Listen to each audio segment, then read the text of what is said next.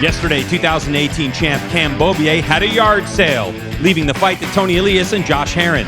Elias made the right tire choice and had an easy victory to log his 23rd all-time in MotoAmerica. But for this final one of the year, it's all about bragging rights and one man's desire to leave the sport on top. And it happens now on beIN Sports.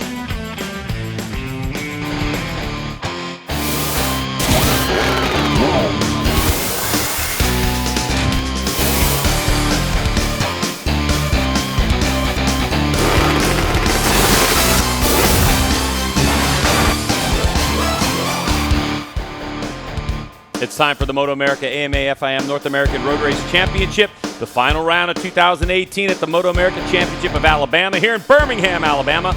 Barber Motorsports Park welcomes you. I'm Greg. This is Jason Pridmore, who's got 2 AMA national titles to his credit as we are getting ready for the Motul Superbike class. Had a little bit of rain come and go in the area, Jason. Obviously, Super Sport happened, and it was a little bit of a damp track that dried out and showed us some great racing, and the fans, not one of them left because the racing's been so spectacular. Let's get right down to Hannah, the 3rd member of our broadcast team, who's with someone very special. That's right. I'm here with the number 95 of Roger Hayden. Roger, last race of your professional career. Any final thoughts or anything you want to say? No, just would like to I always say I just want to have fun, and today there's really no pressure. Yesterday was in a nice battle, which was fun. So I would like to do good, but at the same time I want to just have fun and take it all in and just appreciate everyone's support, especially my team, Yoshimura Suzuki, my sponsors, Arai, Alpine Star, Monster Energy, and all the fans out there. And yeah, 20 years, it's been a while, but got one more to go. We hope you enjoy every single lap and wish you all the success in the future. Thanks, Roger.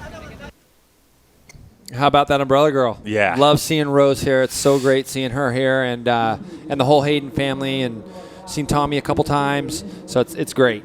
Now, Jason, this track is spectacular, so why don't we take a look at the hot spots at Barber Motorsports Park, presented by Suzuki. Yeah, Greg, when you look at the hot spots at this track, turn 1 obviously is the first one that comes to mind for me because it's a tricky place to pass. Very blind when you head on into there, and it's undulating, it's downhill. Sometimes it's hard to get right to the apex. You gotta let the bike run out a little bit as you head up to turn 2. But it's a tricky tip-in spot. Then you got the next spot I thought would be a hot spot would be turn 4. On these super bikes, there's a lot going on when you're climbing that hill, and you cannot see the exit of turn 4, but you're trying to keep the bike as wide open as you can when you crest over the top of that. And you can use that big scoring tower in the middle of the infield. It's kind of a visual, kind of an exit point, if you will, that you can look up and look forward. Now we'll go down into Charlotte's Web, probably the most famous place as far as when we see pictures at Barber Motorsports. This is the place that we see a lot of passing, a lot of little incidents. It can really determine the outcome of a race, how you get in and through this turn, and there's a lot of different ways that you can do it. Then we come down, we head into turn 9 and 10, back where all you spectators are over on the hill over there. It's a great little area because you can really look at what the riders are actually going through here. And if your bike works good on the exit of this turn, it can get you down to turn 12, and hopefully nobody will go up underneath you, even though we just saw something that we saw a good pass there. And then we got the whole series of right-handers that come back onto this front straightaway, 14, 15, 16. You stay on the right-hand side of the tire a long time. It does allow you to make a move going into the last corner here, turn 17. And then you got a pretty long run to the start-finish line where you can do some drafting, and we see close finishes here at this line all the time. All right, that's the hot spots by Suzuki. And, of course, listen, Roger Hayden's retiring after a lengthy career. So our AGV moment, our AGV rider, is this guy right here, Roger Hayden. It's definitely a little bit of a surreal feeling just knowing that this is going to be the last weekend, but I tried to make it like every other weekend, my mindset, even though I know that it's not and it's hard to do, just to try to do my thing that's worked for this long. But it's also a weird feeling, training with the guys back home this week, knowing a lot of that stuff's going to be my last time doing a lot of the long rides we do, and also knowing Sunday is going to be the last time that I race. So I'm excited for what's next on one hand, but also I know that I'm going to miss racing and stuff. So I thought about all that before I made the decision. So I'm ready for it, and I love this track, so hopefully I can have one good last weekend. What's next? Right now I don't have a plan for what's next, really. You know, like I've always said, I want to stay involved with the sport, somehow come to the races and stuff, so hopefully you still see me around next year if that works out, and if not, then I'll find something else to do. But for right now, what's next is just managing my fantasy football teams the best I can. And he loves that. He does. You know he loves it. All right, we'll take a quick break. On the other side, Jason and I are going to talk more about Roger Hayden and his 20 years of racing. Hang tight.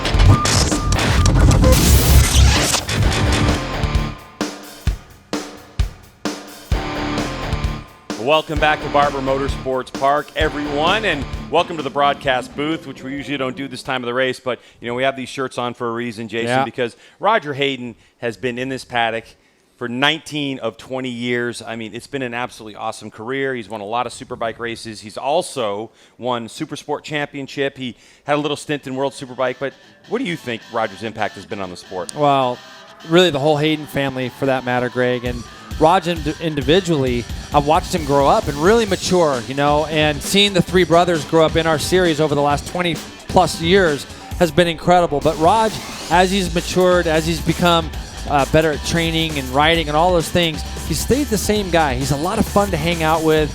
I wish him nothing but the absolute best. It's going to seem awful strange not having a Hayden around the paddock next year racing. But Raj, to me, he's turned into being a really good friend of mine. We talk about football every now and then, and he's just a great guy. And he's done it in a non-traditional way, meaning his brother Tommy showed up at 16 years old and was a factory rider his entire life. We know his brother Nicky went on to be a world champion in MotoGP, but Roger, he stuck by it for 20 years. You know, he was a privateer for a long time, got a factory ride on Kawasaki, and then the economy hit. He went to World Superbike to keep his career alive, outperformed on an underperforming motorcycle, got to Jordan, got his way back to Yoshimura Suzuki, and that's where he gets to end his career. And I think that year in World Superbike really typifies the kind of hard work that he put into his riding, because it would have been really easy for him to just walk away at that point, but he didn't want to, and he worked especially hard. Then he got the shot back here with the Jordan team, and I'm so proud of the guy, and I'm really looking forward to hopefully having him around the paddock more and see where his future goes. Bike's on track right now for their warm-up lap, so we're getting ready to go racing. We're going to take some seats. There's Roger Hayden right there as he gets ready for his final race. And what happened yesterday in the Motul Superbike class, Jason, was very, very interesting, because it kind of looked like to us that Josh Herron might have had a shot at winning, and then a little bit of a back cramp, and that got his leg. But let's get down to Hannah, who has our Cycle Gear last-minute report. If you were with us yesterday, you saw our new championship winner endure a pretty tough crash. When I spoke with Cameron Bobier earlier today, he said he feels a little sore, but he didn't really notice it on the bike during this morning's session, so it shouldn't affect him out there, and he gets one more chance to end this season on a high note. All right, good. So a little bit of rib action, Cam was telling me this morning as well, so good to hear, Hannah, that he was not feeling it on the actual motorcycle itself. So Cameron Bobier is our pole sitter. Next to him, you have Josh Herron and Matthew Skoltz. It's time to get the final race of the year underway. And also this morning, when we saw Garrett Gerloff was also quick this morning, so maybe they found something overnight. There you go. Josh Herron's going to lead him down into turn one. Danny Eslick again up to third. He said, Jay, we're getting closer. The bike's getting better. We're doing this. But just choose up tires a little bit. So hopefully Danny can keep up with these guys a little bit longer in this race today. So Josh Herron's going to lead him just like he did yesterday. Now, he opened up a gap immediately, and then it's going to be interesting to see if Cameron and those guys are going to let him go as quickly as they did yesterday. Tony Elias from that third row again, Greg, up to fourth, just like he managed to do yesterday. Jake Lewis, who ran off the track early in the race yesterday, he had pace. Talked to him this morning. He says, Jay, I think I got some pace for these guys, so let's keep an eye on Jake Lewis as well. So many great stories here, as it doesn't look like the number 2 is able to get away quite as fast as he has been. Look over his shoulders. We saw him spin up a little bit, so Aaron maybe hoping there was going to be a bigger gap. Ooh, rear end of that bike moving around in the early stages of this race. Cam Bobier all over the back of him. Love what I'm seeing from Danny Eslick at the moment, but here comes the number 1 plate. Cameron wants to start hassling him right away, it looks like, and a little further back. Bad start from our front row guy, Matthew Skoltz is back there in 7th. Got Raj just behind him. But it looks like Cameron right now wants to start to do something and not let Herring get into just a normal pace. So we'll have to keep an eye on it. Cameron looks a lot more aggressive to me right now than he normally does. He was already looking up the inside of him in a couple spots. Number 2, Attack Performance, Herring Compound Yamaha. Gosh, looks like Herring's got turn 1 dialed in pretty well. Yeah, all three of those front runners. And you see Danny's really good right now. And I think if Steve Scheibe and that whole team, just from what, some of the things that Danny has said in comments, if they continue, I think if they get a good solid offseason of testing, they're on their way to something right now. BMW's a good platform to start with. You see Cameron's in a little bit deep here, but he's just a little bit different line. He's going to get the thing turned back. Yeah, it's all good. Didn't lose anything. Didn't really lose anything there. Danny Eslick continues in that 3rd spot.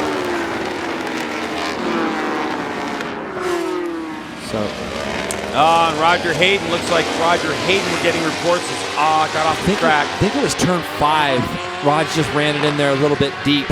And there he is. So Museum turn. Now he can enjoy his last 21 laps. But hey, there could be a red flag. You never know. And right back here we go. We mix. got 5-6 riders right now, all nose to tail. You see Garrett Gerloff there. And it looked like Matthew Stoltz maybe got by Jake. Oof, bit of a mistake from Danny Eslick, by the way. Looked like maybe, somebody's off. Somebody's off. Who's that? That's Gerloff? Garrett Gerloff has tipped off in the last corner. That was an audio cue for us. I wonder what happened there. I don't know. We'll have to hopefully get a replay of that here. Danny Eslick got out of shape, so you can see now that he's relegated that spot. Tony Elias. And Jake Lewis got back behind. Oh, man, there's one of the Hondas. Is that Cameron? Yep. Yeah, Cam Peterson has crashed in turn 1. A miserable end to his season. Well, this is a miserable lap. We've had we've had 3 of our front runners all kind of roll off. We saw Rod's run off from 5, and then we've had a couple guys crash. Jake Lewis now making a bid for 4th as he goes inside Danny Eslick. Don't forget, Jake Lewis was our fastest qualifying Suzuki this weekend. So he is going to he's put himself in a good spot there. Cameron is not happy in turn 1, but now Jake has a little bit more. Let's see, does he have a clear path break? Yep, Danny turned it back up underneath him. Yep. So Danny got back past Jake down that run to turn 8 rather, sorry. Josh Herring continues to lead this one. Cam Beaubier just hounding him at this point. It's going to work. If Cam Beaubier is not getting attacks from behind, he's just going to hang here for the moment because he knows how Herring likes to fight. Yep. So Beaubier's really got to put a plan together. See that right there? That's the difference. If you look at their lines coming up over the top of the hill, it's something that we noticed in qualifying as well. Cameron lets the bike run a lot more up over the top. So his bike stays upright and he can stay on the gas. And Josh just doesn't use up as much track up over the top, so he's on the edge of the tire and there's a lot more movement is all that is as he comes up over the top of that hill. See riders fanning out behind them all over the racetrack trying to get position into turn number 1. And Garrett Gerloff, his final race of 2018, looks like it's over. Let's see what happened here. It looks like, man, he crashed behind those guys. Danny almost looked back like something had happened almost before that. But you said you saw something with Danny yourself, earlier correct? on in the corner, I saw something kind of weird. So Tony weird. kind of goes up underneath. Oh, Garrett Gerloff hit the back of Tony. That's what happened. Okay, so Garrett just ran in the back of Tony a little bit, and Danny was to the outside of Tony and gave those guys a little bit of room. Matthew Stoltz has now got past Jake Lewis as well. In the background of our shot there, you can see those 3 guys are tied together. And I really feel like if Jake could get some track in front of him and not have somebody in front of him, he has some pace to go with some of these guys. Look at Cameron. See how much corner speed Cameron carries through that little left-right. Look at the times. 26 flat is what Herring's quickest lap. So watch this now, Greg. This is where a little mistake from Herring. He rode up over the curb, and this might be the move. That's a hard pass to do. Actually, Josh got to use a little bit more track there because he made that little mistake in that left, which made him tighter into the right, and that made him use up more track. All right, so here comes Tony Elias. He's going to fight for position. He gets underneath Cam Beaubier. Beaubier pulls the trigger. They take a look at each other heading into turn 1. Who's going to be late on the brakes? Tony Elias, of course. Yep, he's just going to let the brake lever off, and now we're kind of in that spot that we were in yesterday. And you can see Tony gave Cameron a little thank you. They raced each other clean, and now they're going to both go after Herring. And I don't think Cameron's going to be, Cameron's got a great run right now. All right, we've talked during the course of the year about Tony Elias and the woes that they've had mid-season on the Yoshimura Suzuki, that GSXR 1000. They finally had a long talk with Daisuke, his crew chief, about the situation, and Tony as well. And basically, as simply as I can put it, because it's a very technical explanation on what they've been struggling with, it's all been on the back end of the motorcycle. And what it is with the new tire that Dunlop introduced at Road America, they were trying to figure out the flex properties of that tire, meaning you have a rear suspension that moves up and down, a spring. The tire, Tony loses it a little bit, the tire wasn't working in the exact same sequence as the way that the rear shock was. So as the shock moved up and down, the tire was doing it exactly the opposite, and it was that pumping we saw earlier on in the season. So they think they've really got a great direction this late in the year, but it's good because this is the motorcycle they'll race next year. What I've noticed more than anything with Tony is he's able to flow into corners a lot more. He's able to open up the entries to turns a lot more. He's not going to the apex as quick as you've seen him do when he was maybe having some of those problems that you're speaking about. So if you watch him now, he's very defiant where he turns into very fast corners, but he can do it from a different spot on the track than he was doing it in some of the tracks that we've had previous to Barber this weekend. So those are the differences that I've really been able to see in the performance of his motorcycle. One of the things you'll notice is definitely Cameron Beaubier on a different rear compound tire. He was on that red tire, which was that softest available race rubber that Dunlop brought to the racetrack, and it was part of what Cameron was struggling with yesterday, and a reason why you saw him lose the front, then the rear came spinning around on him. It was because of the wrong tire choice, and Cam put it upon himself. He told me that he feel bad for the team, and of course he was hurting a little bit, but he just kept pushing and pushing, and he knew even if he could have stayed with those guys up front, he wouldn't have been able to even make a move on him because of the rear tire situation. Yeah, and there's just so much that goes into this, and we see Kyle Wyman is off in turn 5. He's up, he's okay, no problem. It looked like he just ran off and kind of got the bike stopped just before he hit the air fence over there. That's why you're seeing the 33 go down the order. And that's the interesting place for Tony to look back as he was coming up over the top of that rise. He had a real quick look at Cameron, and you can see there's Kyle Wyman. Kyle's back on the race course, and Tony getting close. Josh Herron close to a bid. Josh ran his fastest lap of the race in the last lap, 25.8. And just looking at the times, what are the quickest times are 25.7, Tony Elias. So everybody's really close. Matthew Skolt's back there too. What is he, Greg? 1.8 seconds behind Beaubier right now, and he just ran a 25.8 as well. So he's running the same lap times as our leaders currently. I have a feeling about turn 5. Maybe Tony. This time he's on the inside. A little far. That onboard camera shot beautiful as Josh Herron holding off the advances of Tony Elias. It's a little tighter line, but they're going to get the same coming out. But you know where Josh is incredible is he's really good up over the top of turn 4, so it makes it hard. If you've got a guy that goes up over the top of turn 4 very fast, it makes it a lot harder to get up underneath him. It's a big pass. You don't want to lose time up over the top of turn 4 because it's really hard to make up that much ground. You see Herron has a look over his shoulder. Sees the current and the reigning, I guess the reigning champion and the new champion right behind him. And the wannabe, or the old champion. So you're looking at, oof. So you see how quick he can get his bike turned though? Yeah. That's what Tony's. But this picture right here, Jason, 5 Superbike champions between these two all these guys have won Superbike championships, exactly. And you can see how tight. I say it's tight. I've seen Cameron go through there tighter in years past, but these guys are kind of all on the same line. This is where Tony likes to have a look down the inside. Last year, Josh Herron, when he rode the factory Yamaha here, he was setting people up going into this level. Look at the power of that Yosh bike. He's going to try to get up alongside, but not quite. Short straight, you know. And you think to yourself, if Tony was to kind of take the same line as Herron in the last corner and kind of flow into there a bit more, he might just be able to flow through there at the same speed. But here you go. He's ramping up again, Greg, as they come out of turn 2 and 3. Here's a great look from Cameron Beaubier.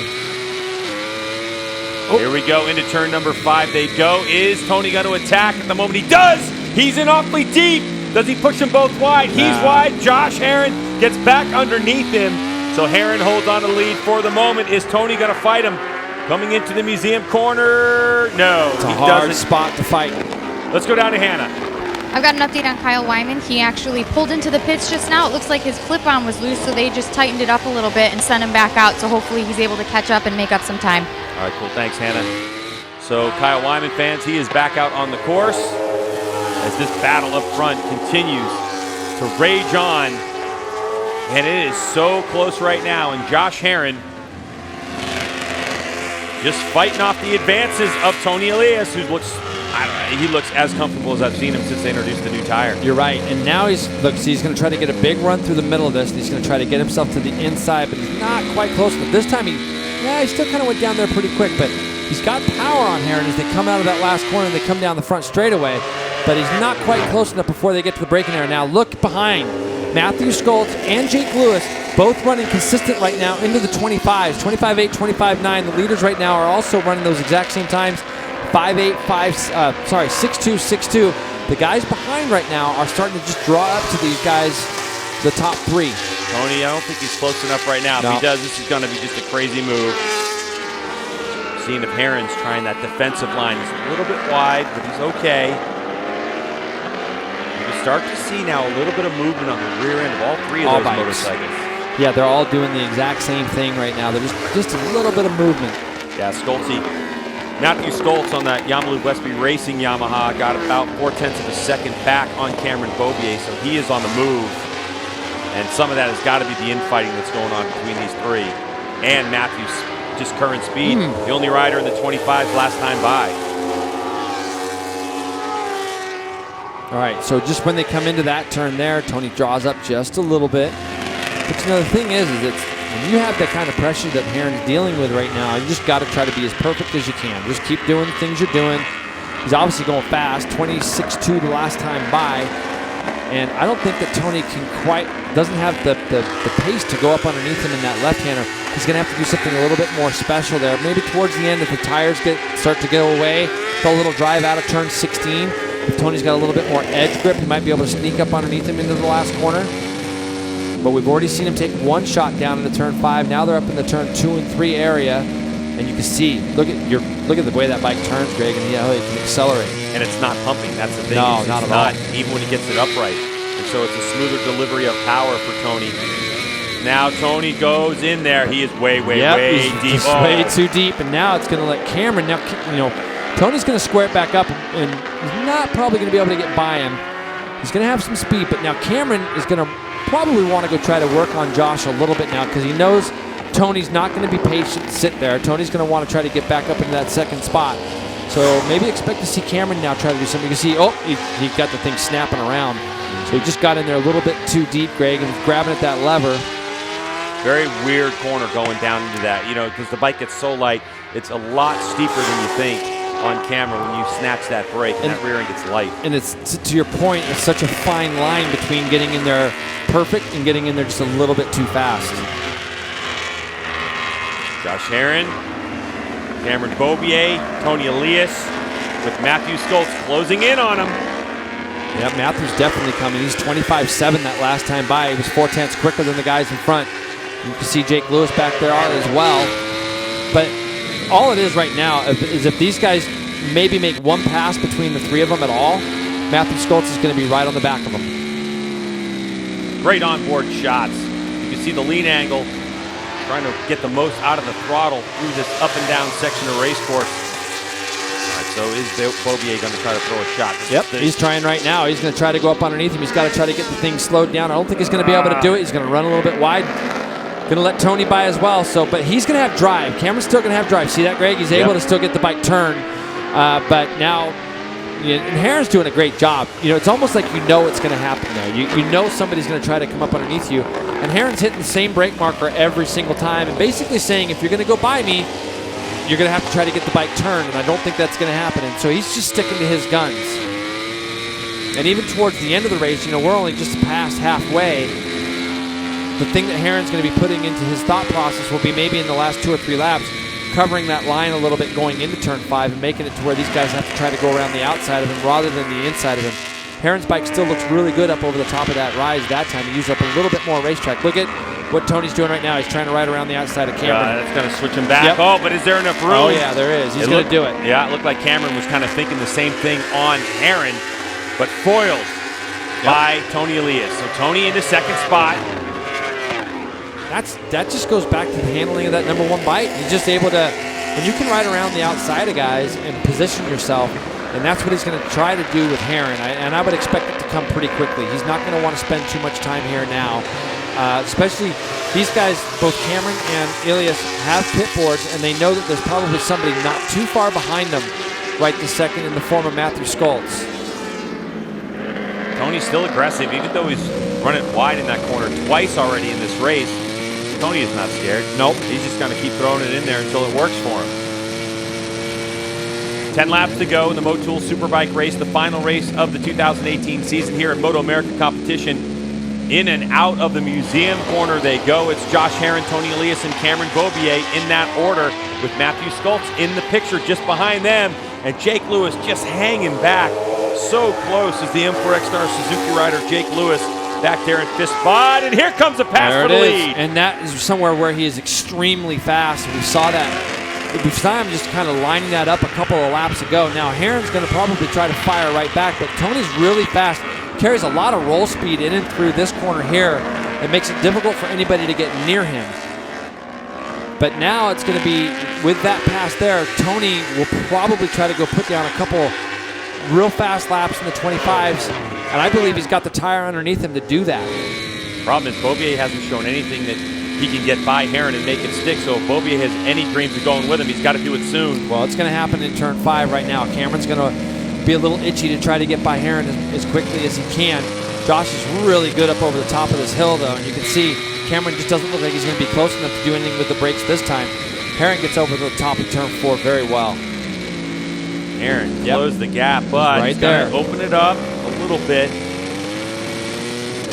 Such an interesting corner. One of the most interesting corners in terms of line choices and how you drive out of it in all of motorsports. Yeah, the thing is it offers a lot of different options, and the neat part about it is in the middle of the lap. So whether you do it at the beginning of the race or towards the end, you still got to be thinking about Charlotte's Web and how it's going to play into the hands when you come into your last 2 or 3 laps. Every rider's thinking about that particular spot as their first real place to take a shot, unless they can do something in turn 1. But you can see this is where Tony's bike just turns in so well. See the little gap he opens up just on the tip in?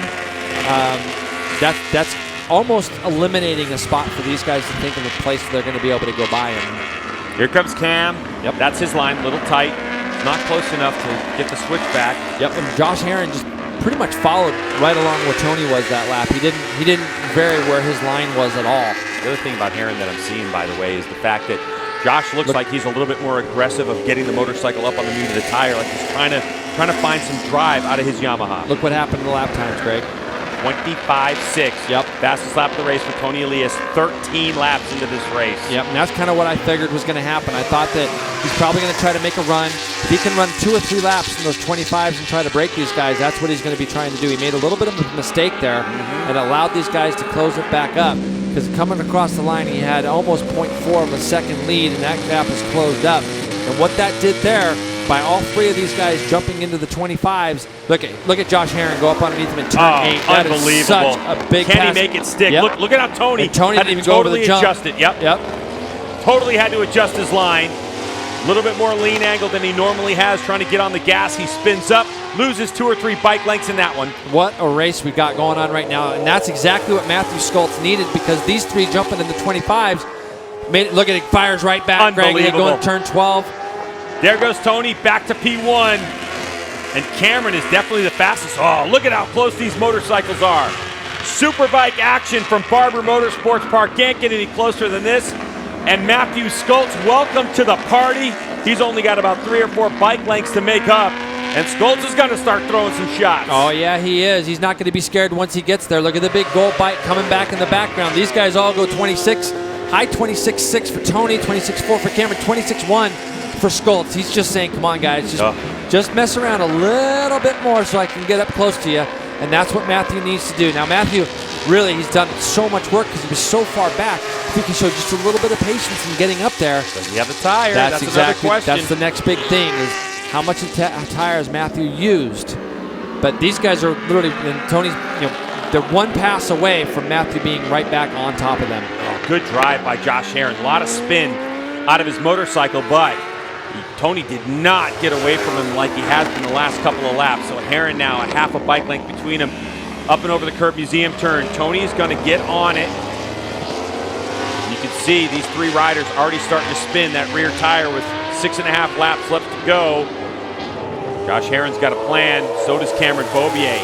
Beaubier definitely looks a lot more comfortable today than he did yesterday on his Yamaha R1. So it's Suzuki, Yamaha, Yamaha, Yamaha in this one.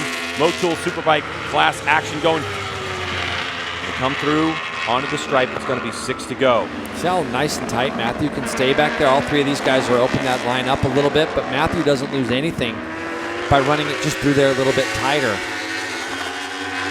But now he's close.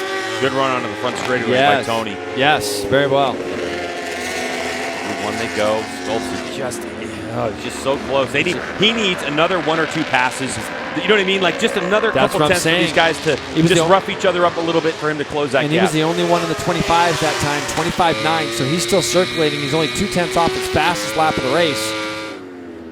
This is where Heron's so good, like you were saying, over 4. Yep. I think that's where he's making up a lot. Oh, Cameron a little wide. And Skolt's a little bit wide, so it's very easy to get drawn in there off the back of somebody. If you're waiting for Cameron to sit up and he gets in there a little bit wide, chances are it's going to make you do the same. So Matthew lost just a little bit there. We're going to see if Cameron has a speed, I would say probably by turn 13, if he's still right on the back of him. See that little bit of a gap on drive? If Cam's able to close back on him, then I think Cameron will have something in the tank to throw at him. If he's not able to close this gap, then you can tell that he's at the absolute limit in terms of speed. This is getting really good. This is setting the stage for a spectacular finish. Tony Elias and his crew have found something this weekend. Yep. And see, the only thing that's hurting right there, like Josh has some speed over the top, but the angle of attack in that last, when he goes into that last corner, it's just a little bit too tight. You can see his bike moving around a little bit in transition from that right to the left, coming onto the front straightaway as well. Cameron hasn't made up that time he lost in turn number 5 just yet. Getting closer. We'll see what the shot is. This is the museum turn, and you can see soft combination for Tony Elias as those Dunlop tires take a beating. I think they're Moto tires the way they're jumping up and down. Back to live action. Yeah, and these guys, now they're backing it in, and they've just managed, look at Greg, 25.8, 2 25.8s and 25.9 to Matthew Skoltz's 26.1. When these guys kind of organize themselves and don't mess around, they can drop back into the 25s. That's what the number 1 bike is trying to do. He's trying to make it to where he can drop himself back into the 25s and create gaps. But the person that just can't quite go with him right now is Matthew. He has ran a brilliant race as Matthew, coming from as far back as he can. Now they got a little bit of traffic that they're coming up on now. It's going to be Bruno Silva on the 90. So Bruno's been in this position before, so depends on where they catch him. It's very much a one-line racetrack. Bruno leg out, so he lets everyone go by. Beautiful move by Silva. For Bruno, And this, now you can see there's a little gap there, isn't there? 21.6 for Cameron Beaubier, purple on our screen in the 3rd sector. But Tony now has got the biggest gap we've seen. So let's see what this is probably going to be, like another 25.7 or 8. Let's have a look. 25.6, Greg.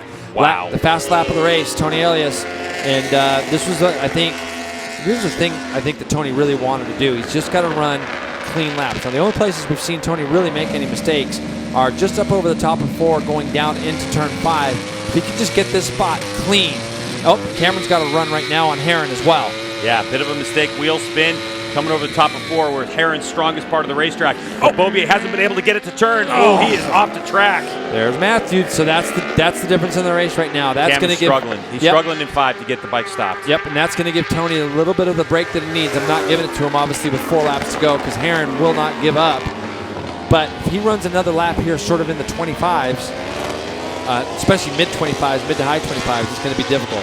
Heron looks back to see where Cameron is. Probably thought Cameron was going to run off the track. I think Cameron thought he was going to run off the track. I think you're right. I mean, we almost saw him in the grass, but he kept it leaned over, got it turned. But he's really, Cameron's on the attack, and at this point, he's got some time if he had some extra speed, but Tony keeps lowering the fastest lap of the race lap time. Lap 17, 25.6. Look at Cameron. Here comes Cameron up the inside. Oh, he doesn't quite have it. Nope. No, and you know what? That's Heron just carrying a lot of roll speed through that corner. Cameron was trying to give it a little bit of throttle to get up underneath him, but just couldn't quite get there. Let's see if this Yamaha has anything for the attack Yamaha down the front straight. Not much at all. And it's so hard to pass there. Great onboard coverage that we have right here, right now. Now he's going to have to take another shot in turn 5. You see Tony's now cleared off 1.4. He does 25.5, fastest lap of the race. So he's cleared off and gone. The battle now is going to be for second. This is where Cameron's been struggling the last 3 laps, so he doesn't take his shot there. Herron's probably thinking it was coming. Beaubier's thinking, okay, he's got to get on the back of him here and take another shot. Where Josh Herron seemed vulnerable, at least from the Suzuki attack, is going to be later on in the lap when they were doing it, where Tony was attacking him in 12 and 13, Jay? Yep, down in turn 12. Now Sam Verterico's just in front of Tony, but I don't think it's going to hold Tony up too much. And once he goes by, Sam will probably have a look back. And I just wish Josh would just keep his head, just go forward. You're not pulling away. You can look at your pit board, but you got 2 or 3 laps to go. You got to just keep your head forward to where it is you're trying to go. There's Sam, so he'll let second and third place go by him. Josh Herron on that attack performance, Herron compound machine. See if Cameron tries this again. You can see he's setting up a little wide on the entry. He's going to try to drive it up underneath. He's going underneath again, Greg.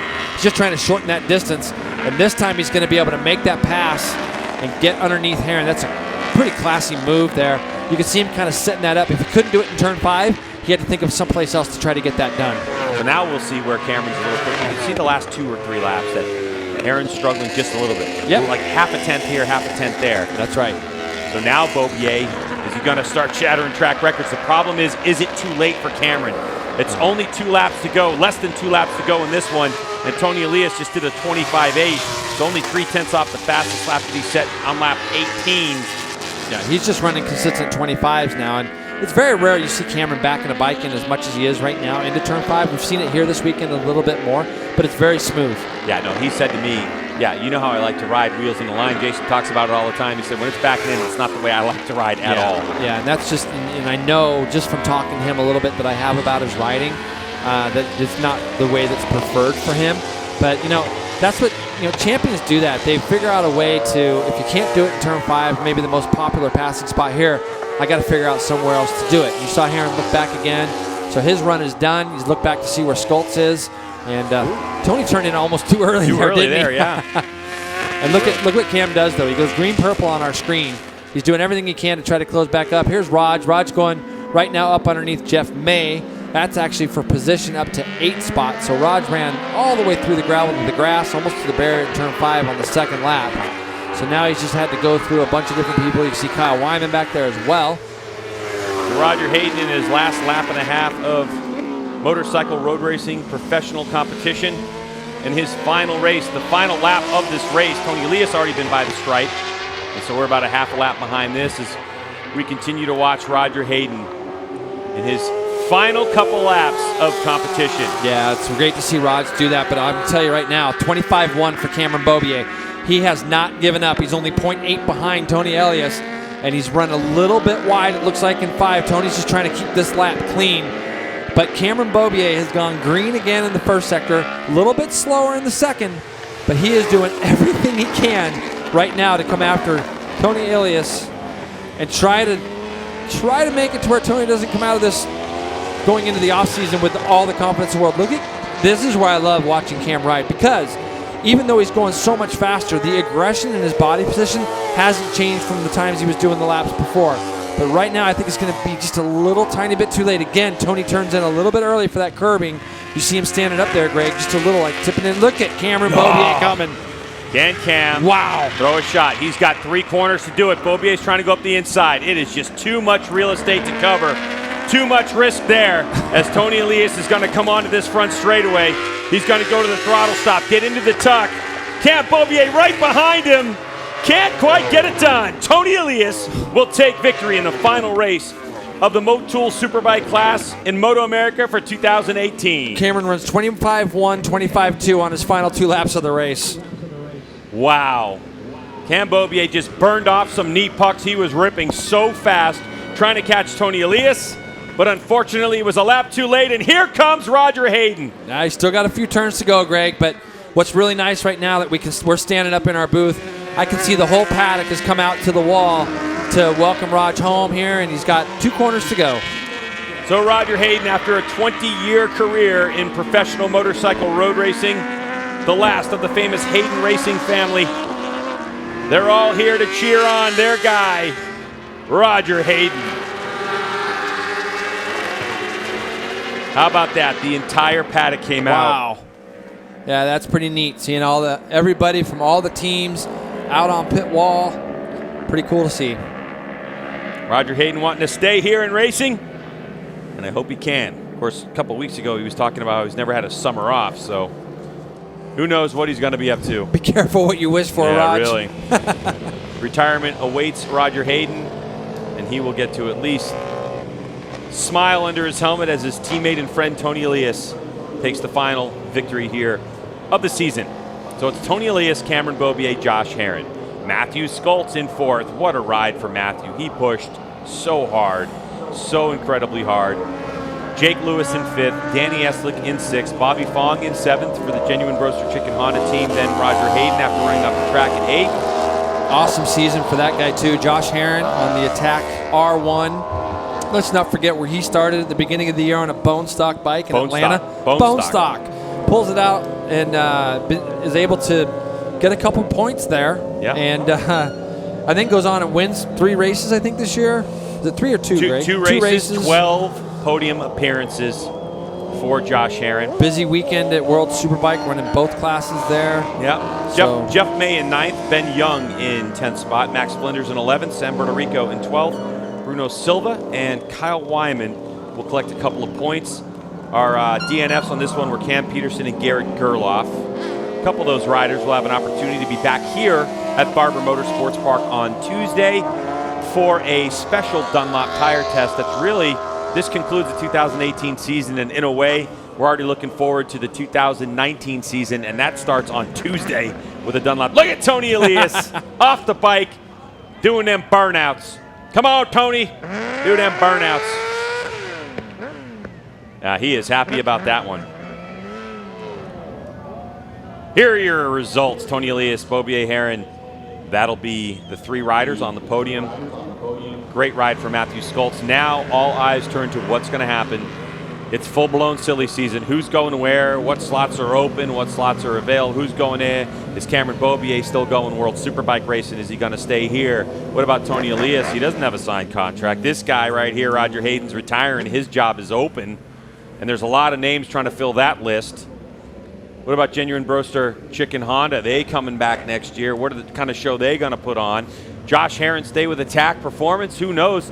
You got to say, Jason, for next year, Attack Performance, it could be a title contender. No question. Absolutely right. As we see Roger Hayden roll into pit lane after his last race, we'll take a break, and on the other side, we're going to talk to the top 3 for this race.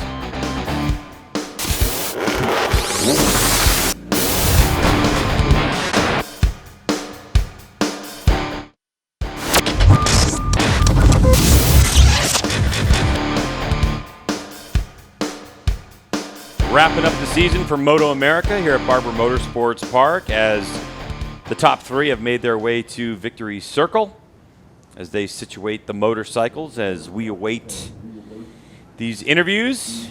And Hannah has Josh Herron, our 3rd place finisher. Come on over, Josh. You led a lot of that race. It was a really, really hard last race for you. Tell us about your battle up front with Cameron and Tony.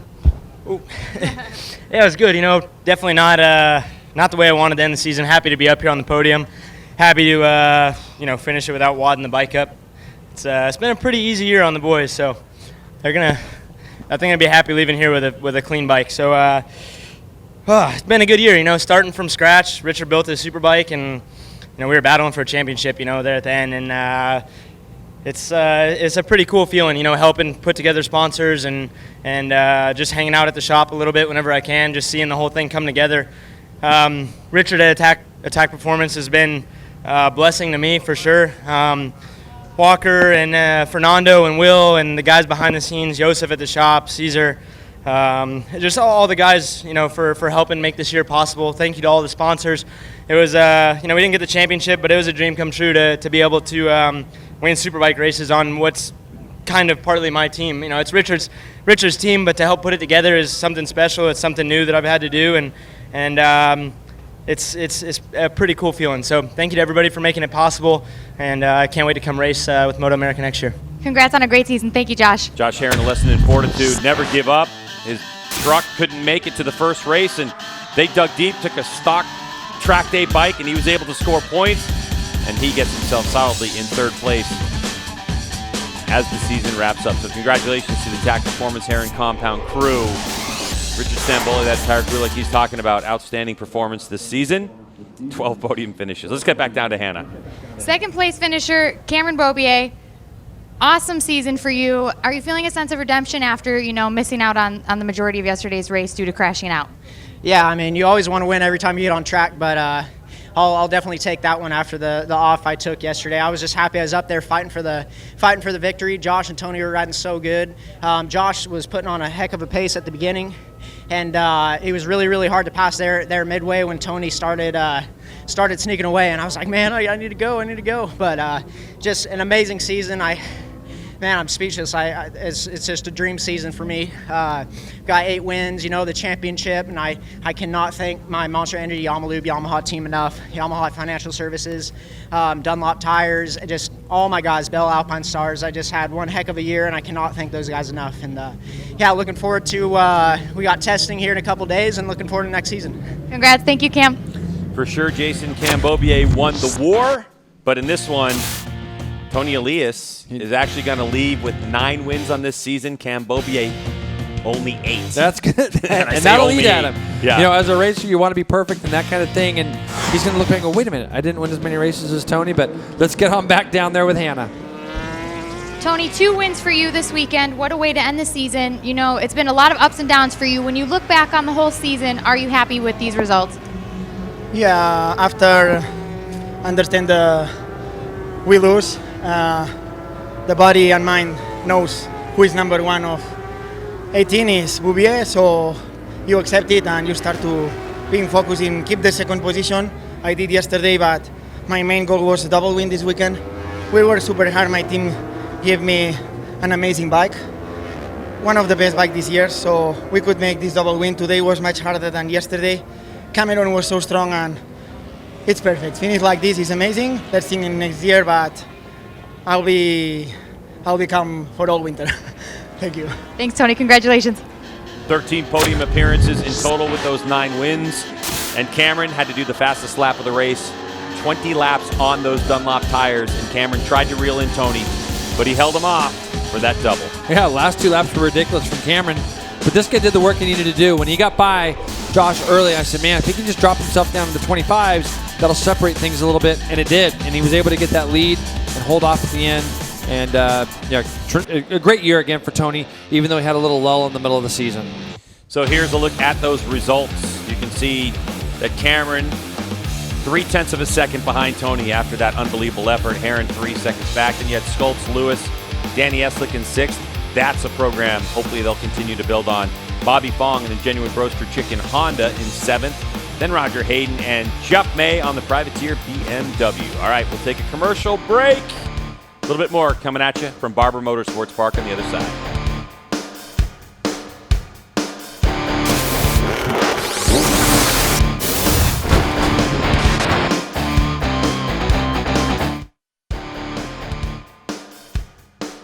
MotoAmerica is presented by Dunlop. Dunlop motorcycle tires are the official tire of MotoAmerica. And powered by Kawasaki. Let the good times roll.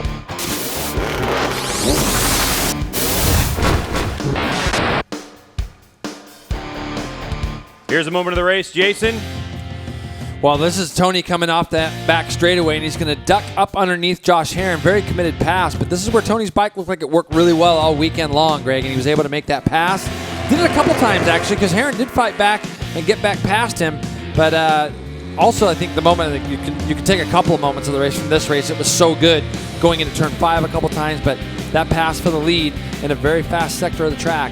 You can see all 3 of these guys. You could have covered them with a blanket. What a way for us to end our season. I mean, great racecraft by Tony. He just knew when the time was to strike and put his head down, and that was really it, because no matter how much Cam had in the tank, he just couldn't close it at the end. So congratulations to Tony Elias doing the double. What a way to wrap up the season. Here's a look at the championship points.